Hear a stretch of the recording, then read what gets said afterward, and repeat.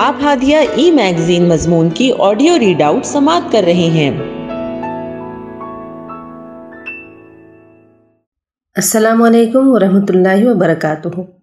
میں سیدہ سلمہ ہادیہ کے شمارہ جولائی 2024 کے مضمون کی آڈیو پروگرام میں آپ کا استقبال کرتی ہوں۔ آئیے ہم اس کا آغاز ہادیہ کے زمرہ بچوں کا صفحہ، جس کا عنوان ہے احمد کی حاضر دماغی، اور اس کی رائٹر نغمہ محبوب ہیں۔ ہر دن کی طرح آج بھی کلاس ٹیچر کمرہ جماعت میں داخل ہوئے۔ بچوں نے سلام کیا اور سب اپنی اپنی جگہ بیٹھ گئے۔ پیریڈ کے اختتام پر کلاس ٹیچر نے ایک اہم اناؤنسمنٹ کیا۔ اناؤنسمنٹ پکنک کی تھی، جسے سن کر سبھی بچے بہت خوش ہوئے۔ معلمہ نوٹس پڑھ کر بچوں کو کہتی ہیں کہ 10 دسمبر کو آپ سب کی اسکول پکنک کا انعقاد کیا گیا ہے۔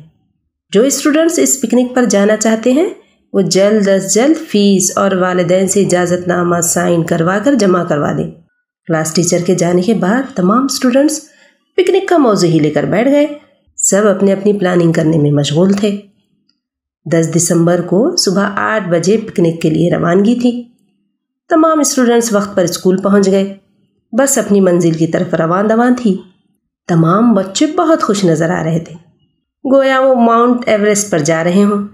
کچھ شریر بچے اس موقع پر خوب ہلچل کر رہے تھے، تو کچھ خاموش طبع بچے اپنی ہی دنیا میں مگن تھے اور اپنی خاموشی کو انجوائے کر رہے تھے۔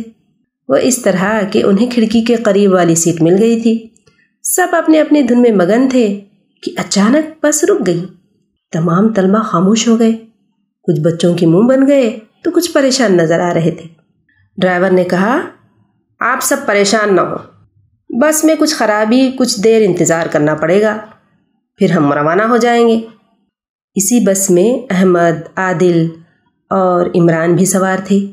وہ تینوں بس سے اتر کر باہر آ گئے اور آس پاس ایسے ہی چہل قدمی کرنے لگے۔ چلتے چلتے وہ کچھ آگے نکل گئے۔ انہیں خبر ہی نہیں ہوئی کہ ان کی بس تو جا چکی ہے۔ جب انہیں خیال آیا اور آ کر دیکھا تو بس جا چکی تھی۔ سنسان جگہ میں وہ تینوں اکیلے تھے۔ پاس ہی جنگل بھی تھا۔ ان کے پاس کوئی فون بھی نہیں تھا کہ کال ہی کر لیں، نہ ہی آس پاس کوئی پی سی او۔ ابھی وہ کچھ آگے آئے ہی تھے کہ انہیں شیر کی دھاڑ سنائی دی۔ تینوں اب ڈر گئے۔ سمجھ نہیں آ رہا تھا کہ جائیں تو کہاں جائیں۔ گھبراہٹ میں اسی طرف چل دیے جہاں شیر تھا۔ احمد نے کہا، ڈرو نہیں، میں جانتا ہوں یہ شیر کیسے بھاگے گا۔ عادل اور عمران حیرت سے احمد کا منہ تکنے لگے۔ دونوں نے جھنجھلاتے ہوئے کہا، یار یہ مذاق کا وقت نہیں ہے، کہاں ہم اور کہاں شیر؟ احمد نے کہا، بھول گئے؟ کچھ دنوں پہلے ہی تو سر نے بتایا تھا کہ شیر کی کیا کمزوری ہوتی ہے۔ اچھا، کیا کمزوری ہوتی ہے؟ ہمیں بھی بتاؤ ذرا۔ تم بس دیکھتے جاؤ، احمد نے کہا۔ اسی اثنا میں احمد کی نظر کچھ دور پر سوکھی جھاڑیوں پر پڑی۔ اس نے فوراً انہیں اکٹھا کرنا شروع کر دیا اور دوستوں کو بھی جمع کرنے کے لیے کہا۔ جب جھاڑیاں اکٹھی ہو گئیں تو انہیں ایک رسی میں باندھ لیا اور چھپ کر شیر کو دیکھنے لگا۔ جیسے ہی شیر کچھ قریب آیا، احمد نے بہادری کا مظاہرہ کرتے ہوئے جھاڑیوں کو جلا کر شیر کے سامنے پھینک دیا۔ دیکھتے ہی دیکھتے شیر 9-2-11 ہو گیا۔ اتنے میں اسکول کی بس بھی آ گئی، جسے دیکھ کر تینوں کی جان میں جان آئی۔ وہ فوراً بس کی طرف بھاگے اور اس میں سوار ہو گئے۔